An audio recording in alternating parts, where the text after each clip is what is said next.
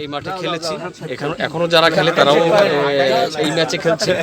আমরা পাথরঘাটার দুই পাশের পশ্চিম এবং পূর্ব প্রান্তের দুটি নদীর নামে দুটি দলের নামকরণ করেছি, এবং বলেশ্বরের কথা।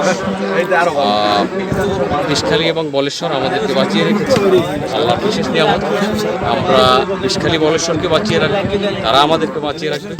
আর আমরা এই খেলার জন্য এসেছি এখানে মূলত যেই নতুন জেনারেশন খেলাধুলা অভিমুখ তাদেরকে মাঠে আসার জন্য। ধন্যবাদ।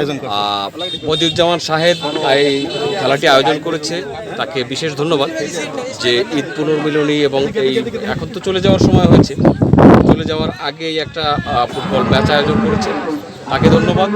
আমি আমাদের এই অঞ্চলের মানুষকে, বাচ্চাদেরকে, ছাত্রদেরকে, তাদের অভিভাবকদেরকে অনুরোধ করবো ছেলে মেয়েদেরকে যেন তারা মাঠে ওঠান এবং খেলাধুলায় অংশগ্রহণ করান। শারীরিক মানসিক গঠন, নেতৃত্বের গুণাবলী গঠন যেন হয়, সেই দিকে খেয়াল রাখবেন।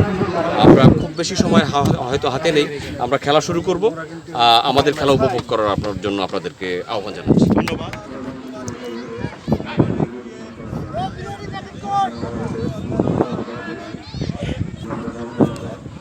আমার সবচেয়ে ফেভারিট মাঠ। এই মাঠে আমি যখন খেলেছি এমন কোনো প্রান্ত নাই যে যেখানে খেলিনি, এবং এমন কোনো গোল পোস্ট নাই, এমন কোনো কর্নার নাই যেখান থেকে গোল দেয়নি। আশা করি আমরা এখানে চ্যাম্পিয়ন হব, জিতবো। তো তাদেরকে কয়টি গোল দিতে আপনারা চাচ্ছেন? 2-0 গোলে আশাবাদী। ধন্যবাদ। ওই আমাদের গোলকিপার বাকিবুল্লাহ প্রস্তুত আছে তাদেরকে সামাল দেওয়ার জন্য। আমি মনে করি আমাদের তুখোর গোলকিপার বাকিবুল্লাহ একাই তাদের জন্য যথেষ্ট।